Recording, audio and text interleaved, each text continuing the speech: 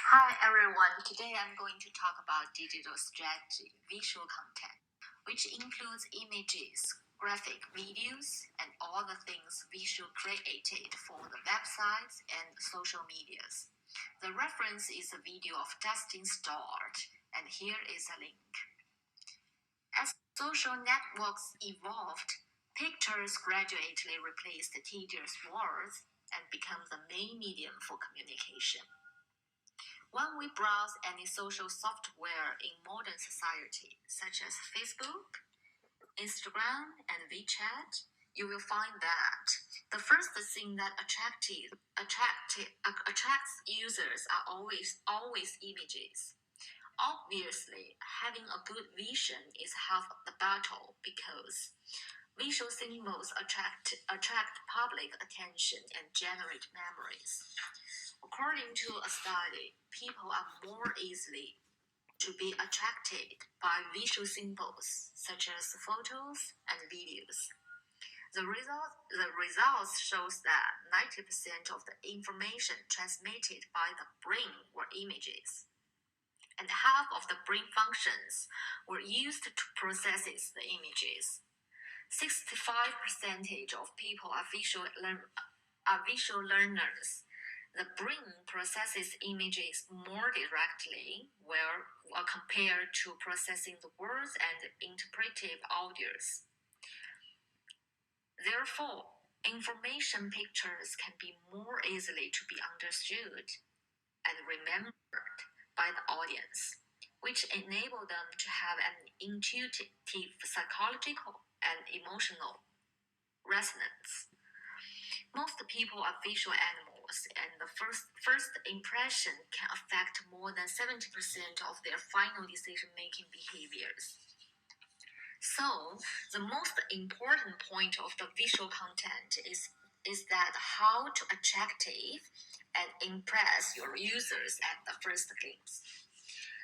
Nowadays, almost every business needs to create visual content, such as status updates, videos, and blog posts.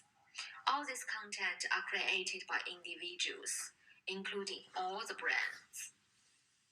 How to create your own content, eliminate the interference from other companies, and make sure your content to be stood out, which brings up the topic we are going to talk about today. Let's think of it in this way. If everyone's status updates are the same, of course, the interfaces change slightly on different platforms, but they are still black squares. So it is easier to be ignored. But if you convey your messages in visual ways and use an eye-catching image, the audience focus may be on your content.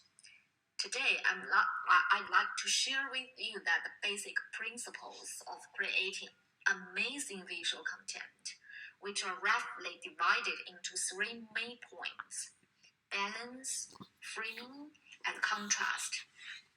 Here, I will give you some examples to better explain them.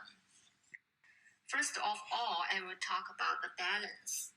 From psychological perspective, symmetry is closely relative to the beauty which reflected by our brain. Our brains are programmed to see symmetry as the beauty. That is why the social media choose the same pattern as the background. When you look at a very beautiful photograph and feel that it is a discord somewhere, but you cannot point it out, it's largely a visual imbalanced problem. If some of these elements are unbalanced, even good composition will be discordant. Symmetry and asymmetry are the two pillars of balance. A typical example is a landscape reflected in the lake, where the shore is in the horizontal center of the image, and we have asymmetrical and balanced image. Target uses this to create its cover image on their social media, and their iconic red and white palette perfectly sum up the tone of their brand and give the viewers a taste of corporate style. If you want to add some words, use crosshair on the image to measure which part is more vacant, then put words on that area.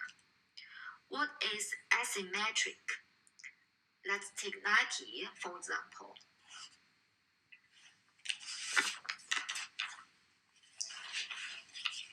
Pictures usually have 2 or 3 elements: background, foreground, and subject.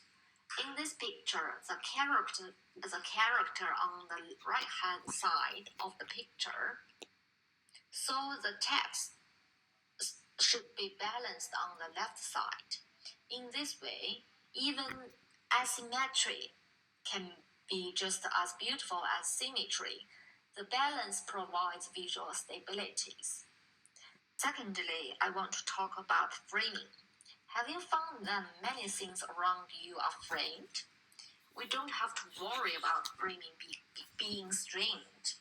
On the contrary, the existence of framing can create a powerful focus by increasing the framing to enhance the effect, highlighting the word's information, or just adjusting the harmony of the whole picture. Create an invisible frame around the outmost part of your image.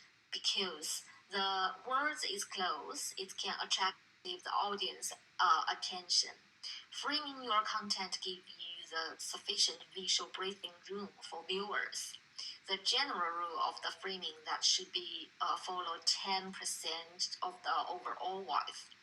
More specifically, the padding or margin should be 10% of the biggest elements of the image. The picture below here could be a good example to explain this point. Thirdly, I want to talk about the contrast.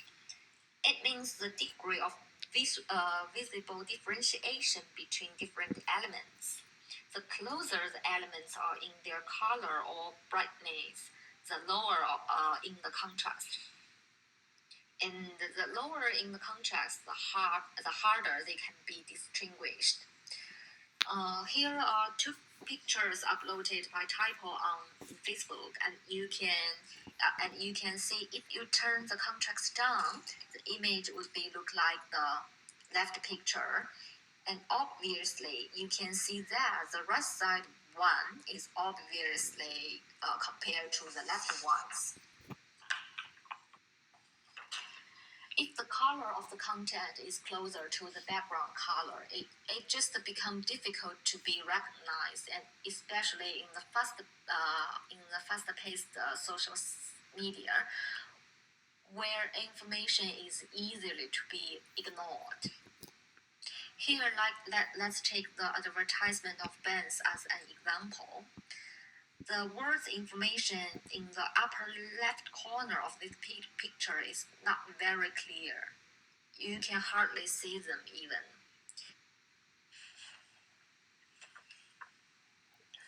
But if we change the contrast, such as like this one, I think it will look better, and it's easier for us to be recognized. So from what I talked about above, we can just make a brief summary. Balance, give your images visual stability as well as psychologically associated beauty. Framing, give your audience visual breathing room to take in your content. Contrast, make sure your message is legible and isn't repelling your people's eyes. You can also use Photoshop as a tool to make sure your images are more visible. So I think that is what I want to talk about today, and thanks for your attention.